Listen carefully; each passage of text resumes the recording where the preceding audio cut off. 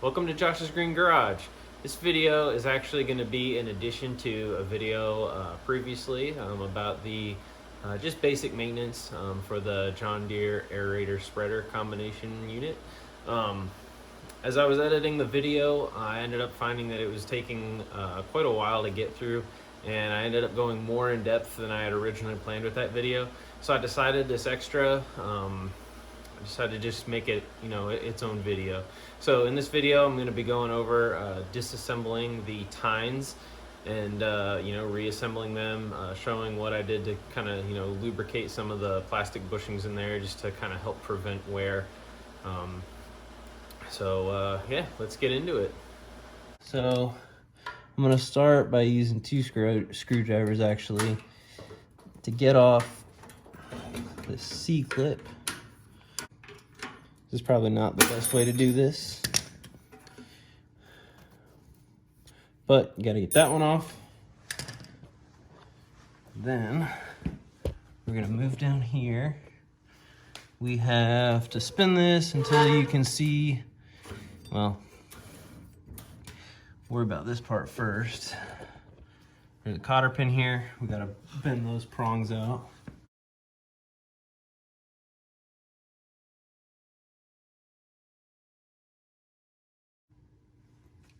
All right, that was a bit of a pain, but I got it out. This is a pretty big cotter pin to go through there, but that's essentially where all the stress is that turns these tines. Moving down, we have another C-clip there. So I gotta figure out how to get in there to get this one off.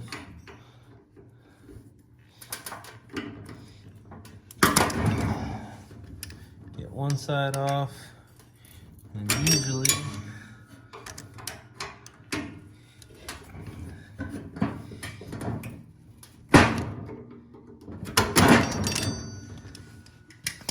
got the second side kind of pried out, so we might be able to pull this off like that. And then we're gonna keep moving down to the other side. There's a small one here, and then there's a big one here. So we're going to take both of them off.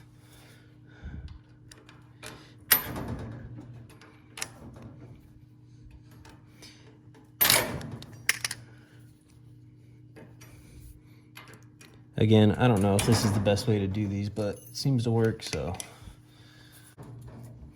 And that one. All right. Now, we can slide off our washers. I don't know, there's a plastic one here. That'll probably just stay for the most part. But if we come down here, I would imagine this will just come right out. Turns out there was another cotter pin here on this side. So these two tines that are actually the only ones that drive this thing, there are cotter pin there and there, so you'll have to take both of those out.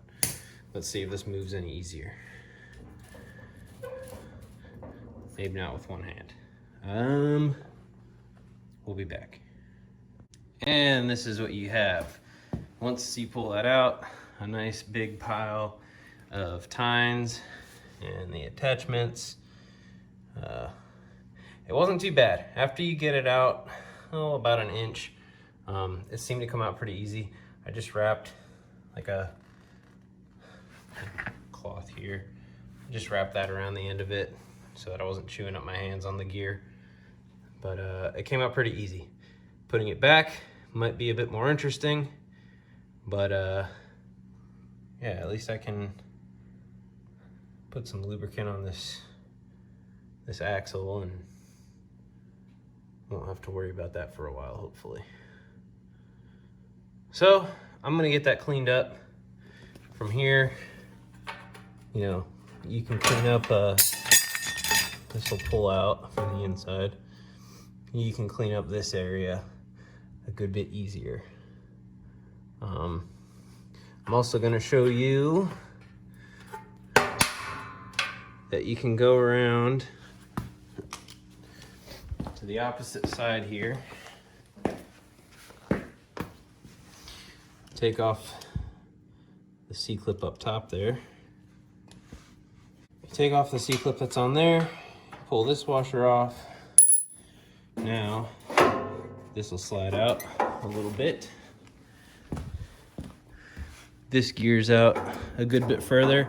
Now, you're not gonna be able to take it all the way off because the impeller here has a rivet through it, but you can much easier get in here to clean both sides of that gear.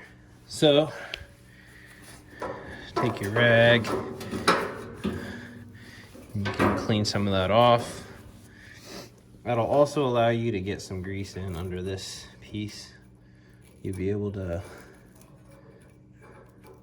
it's hard to do with one hand. You'll be able to push that plastic nut in there, but you'll be able to move it around, get some grease on there.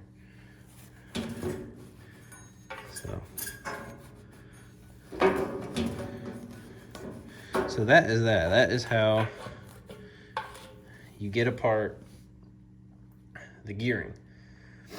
I'm gonna get this cleaned up, show you what it looks like, and then we'll start rebuilding this thing. I don't think I'm gonna clean off these tines.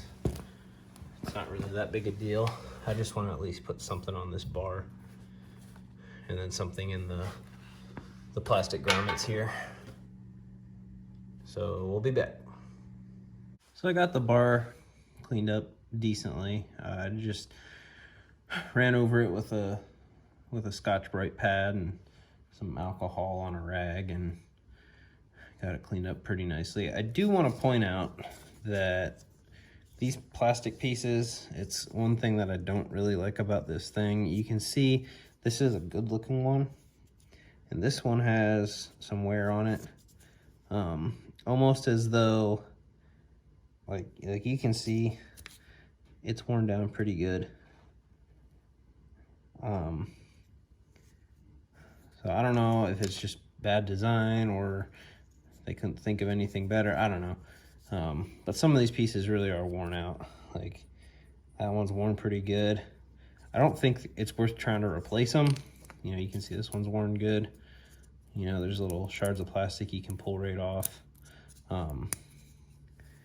As I said though, I don't think it's worth replacing. It still turns and runs just fine. Most of these are just free rolling anyway. It's really only those two on the end that drive it, so just wanted to point that out. Okay, so now what I'm gonna do though, I'm going to grease up some of these different fittings. So this fitting actually is one that goes in here. So if I had to take the clip off of this side, so just make sure when you're putting this in, you get it back in the right way. Honestly, I don't think that it really matters all that much, but hey, maybe it does. Oh, you can't even see that. Sorry, I have a newer tripod thing here. Okay, so this guy goes in this direction. I would just make sure you put it in the right way. I'm gonna grab my grease and I'm gonna start putting some grease on these different fittings. So I'm just gonna put probably just a little bit on one of my fingers.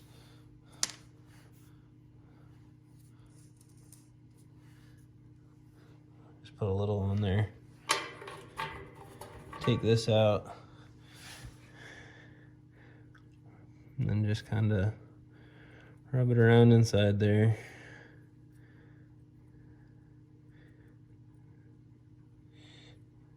And just get a nice coat inside. And then do that all on all the other pieces. I would say probably do them as you spin the pieces through. That way it doesn't all bunch up on any one given area. Like that one's the last thing to go through, so it's not gonna matter. However, the rest of these, probably be best bet to just put them as you put them on. Now what I'm gonna do is slide the bar in just a little bit and then start building together your tine sections, so tying in 2 of the black pieces. And I'm gonna just start sliding a few of them on. It's gonna be a little bit weird because you're gonna have to put some on, slide them into place, and then eventually slide the bar through. You just gotta work it, just work down the row, slide them on, keep sliding them on, and then you'll get the last one and then keep pushing it through. I'm actually gonna put the lubrication on the bar last before each one slides into its spot. That way I'm not getting a ton of it on, you know, just one. So, like you probably won't really, once you get your tying in place, that's when you'll put some on. That way when the bar slides through, it'll pull through and lubricate each piece. If that makes sense. So I'll just put a little bit in there.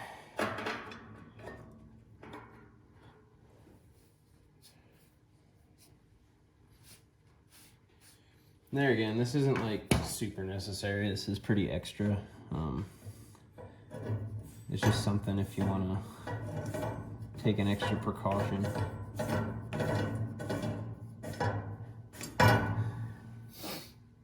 And then just keep building your pieces and sliding them on.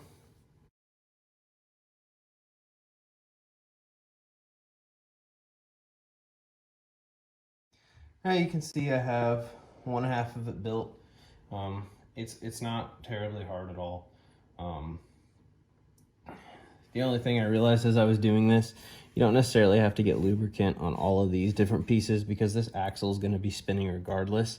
You mainly want to get it just on your bushings, your 3 bushings, you know, the 2 ends and then that center one. That's the biggest, really the only thing that you want to make sure that you for sure lubricate. So let's keep building it. And here we are, all assembled again. Make sure you have 2 washers in on this side. They may be a bit hard to get in there, but just make sure those are in. From there, you need to reassemble this end. So there are 2 washers that are bigger, one that's smaller.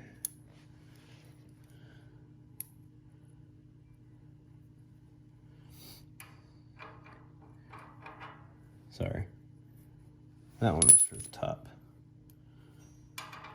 There's just 2.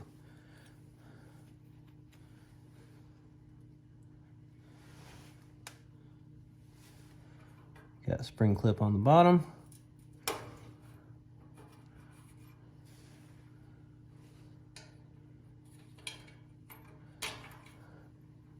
And bigger spring clip. Might need something to help push that in.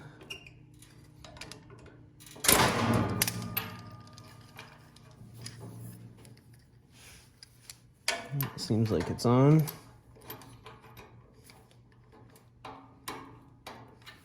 Yeah.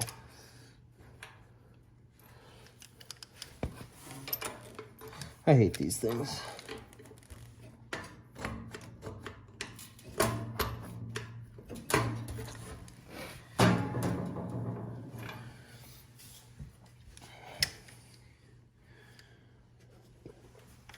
We're gonna move down.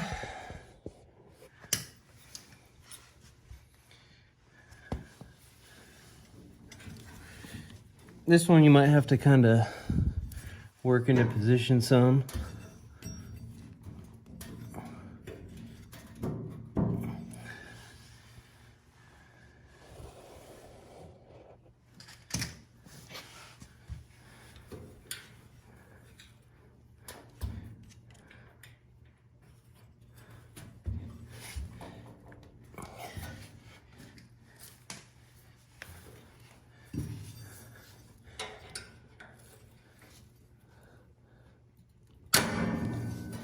That one on.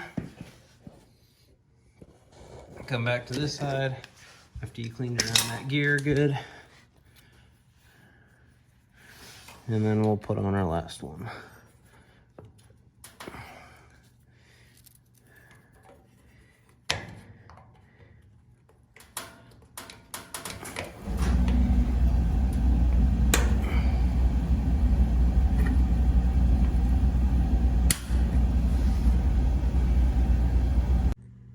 All right, so I got this side of the hopper cleaned up around the gearing. I put some grease on the inside of that plastic fitting, and then on this side, I put some grease on the inside of that one. So then we can rebuild this side. It's simple. You got big washer and a little spring clip.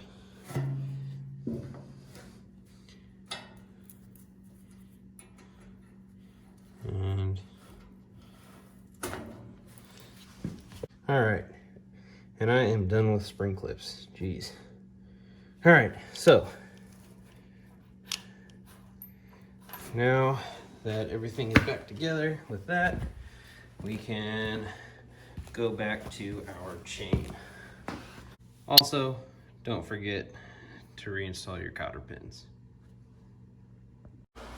All right, so that is how you disassemble the tines and the, well, I guess not completely disassemble the auger, but how you kind of can get to the auger a little bit better if you want to lubricate those plastic joints.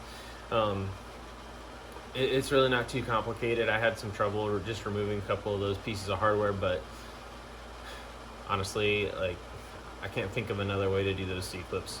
Maybe I'm just a little dumb there.